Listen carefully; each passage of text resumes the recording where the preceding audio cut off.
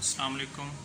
आज की वीडियो सबसे अहम पैगाम ख़ास तौर पे ट्रामा के जो पेशेंट होते हैं हमारे, तो उनके लिए है।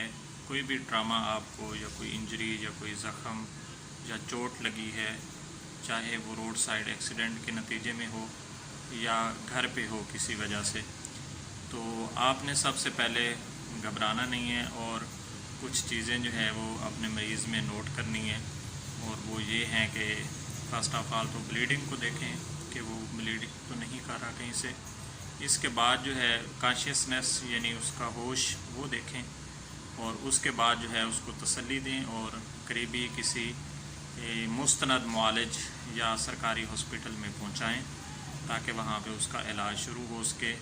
और आपने ऐसे मरीज़ को बिल्कुल ऐसी जगह नहीं लेके जाना जो लोग मुस्तनद नहीं है, जैसे किसी जराह के पास या किसी हड्डी जोड़ के पास जो लोग अपने बोर्ड वगैरह लगा के बैठे होते हैं और देहातों में मशहूर हैं, उनके पास आपने नहीं लेके जाना, क्योंकि उन लोगों को किसी चीज़ का पता नहीं होता।